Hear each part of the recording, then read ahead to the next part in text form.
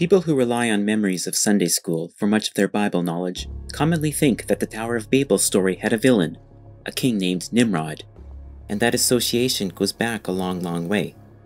But as I pointed out in my previous video, the biblical character of Nimrod is not mentioned in the Babel story. He belongs to a different chapter, a different legend. So who was Nimrod? The simplest answer is nobody knows. No person by that name appears in any surviving historical text or inscription. As far as our evidence goes, there never was any king named Nimrod. But that's not the whole story. The Nimrod passage and its context have given scholars plenty of clues about who Nimrod is supposed to be. Let's take a look at the passage. Genesis 10, the chapter in which Nimrod appears, is not one of those Bible passages that tells a story. Rather, it gives us a list of all the nations that came into being after the flood, presented as a genealogy of Noah's 3 sons. But right in the middle of these genealogies, we get a brief narrative that can be translated as follows. And Cush begat Nimrod. He was the first on earth to be a hero. He was a mighty hunter before Yahweh. Therefore it is said, like Nimrod, a mighty hunter before Yahweh. Beginning of his kingdom was Babylon and Uruk and Akkad, all of them in the land of Shinar. From that land he went forth to Assyria and built Nineveh, the vast city, Calah, and Resen between Nineveh and Calah, which is the great city. This short passage is full of strange vocabulary and grammatical problems that I won't go into here. There's a second passage that also mentions Nimrod, but I'll get to that a bit later. Nimrod, god or man? One problem with identifying Nimrod by the cities associated with him is that they were all founded at different points in history, with Kalu and Dur-Sharrukin in particular being quite late. No single historical king can plausibly be associated with the origins of these cities, so Nimrod belongs firmly in the world of myth. Thus, scholars have debated whether he should be identified with a historical man or with a historicized deity. The Babylonian god Marduk and the Assyrian god Ninurta are common suggestions, while the human candidates include the Assyrian kings Sargon II and Tukulti-Ninurta I. All fit the description of a hero and a mighty hunter reasonably well, but no obvious winner stands out from among these candidates. Some of the details given about Nimrod are hard to explain if he is supposed to be one of the aforementioned gods or kings. Perhaps the most challenging is his genealogy. Earlier in Genesis 10, we are told that Cush was the son of Ham and grandson of Noah. Now, Cush was the ancient name for Nubia, the region of Africa to the south of Egypt. The other sons of Ham represent other lands in that vicinity, Egypt, Libya, and Canaan. The 5 sons of Cush named in verse 7 similarly represent places close to Nubia and the Red Sea. Nimrod presents a problem, however. We are told in verse 8 that Nimrod is also a son of Cush, but unlike the other 5, Nimrod is an individual, not a nation. These 2 verses belong to different contexts, and there is a jarring mismatch when we read them together. An even bigger problem is the question of why Nimrod, who is clearly based in Mesopotamia, should be associated with Nubia. The cities that Nimrod founds and rules have no connection with that distant land. Explaining this has always been a difficulty, and yet it just might be the key to understanding who Nimrod was after all.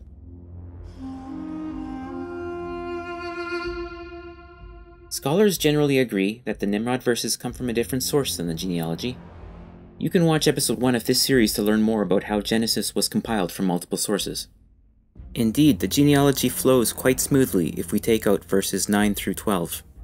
Bible scholar Yigal Levin, in an important 2002 paper, writes, "Critical scholarship is almost unanimous in the assessment that verses 8 to 12 were taken from a different documentary source than the preceding verses.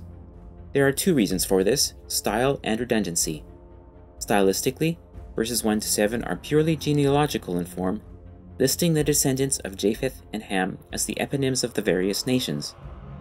Verses 8 to 12 are not actually a genealogy at all, but rather a narrative connected to the preceding verses by the verb begot. As for redundancy, having already listed the sons of Cush and gone on to his grandsons, why return now to tell of an additional son? The obvious answer is that the Nimrod verses were taken from a separate source. Many experts think that the story of Nimrod we get here is just a fragment of a longer Hebrew story, perhaps an epic poem, about a legendary king who ruled the lands of Babylon and Assyria.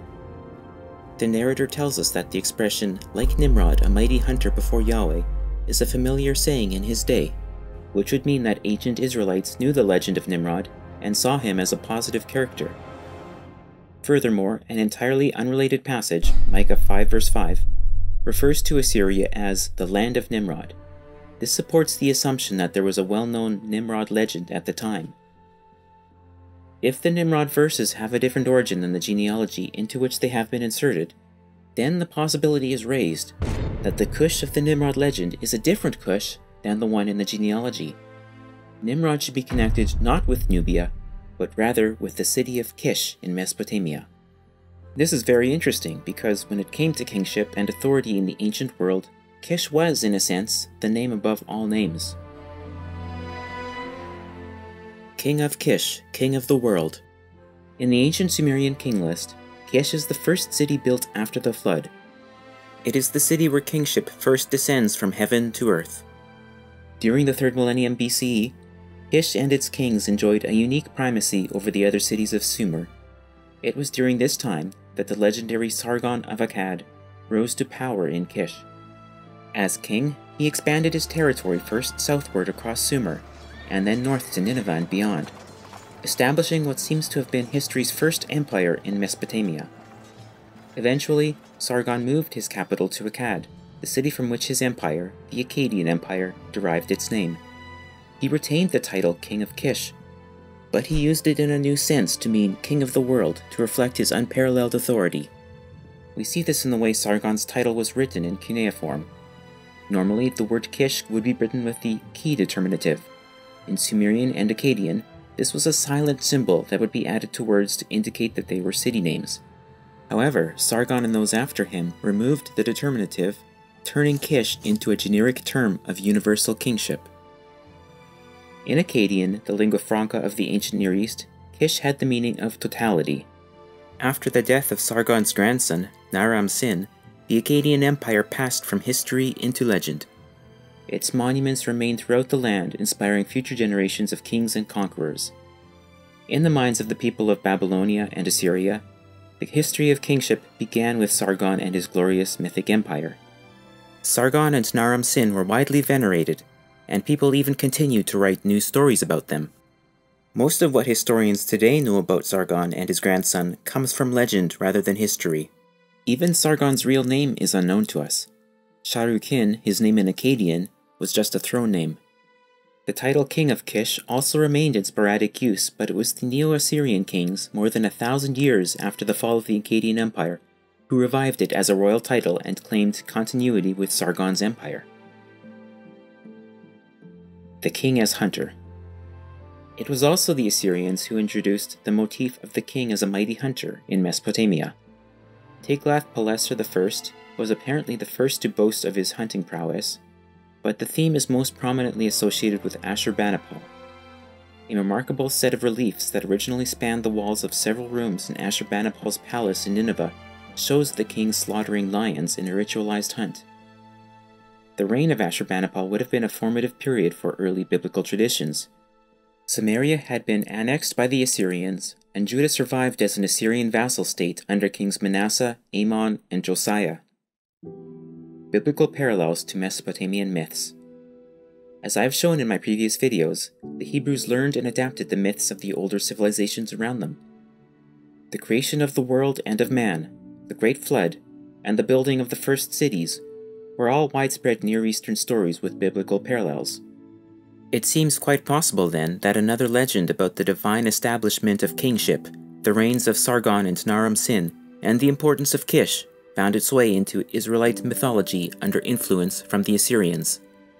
This is the view espoused by the aforementioned Yigal Levin, who argues that Nimrod was a composite character based on the Akkadian kings, especially Sargon and his grandson. This legend was transmitted to Israel through the Assyrians, who revived the title Kish and added the motif of the king as a great hunter. Unfortunately for us, the biblical editors kept only a brief summary of this tale when they were compiling Genesis. And because they mistakenly identified the Kish of that story with Cush the son of Ham, they chose to insert it after the list of Ham's descendants in Genesis 10. Thus, the true legend of Nimrod became lost to time. And Cush begat Nimrod, and Nimrod was a king. And he set to build a tower that would soar like his pride, a tower that would reach unto heaven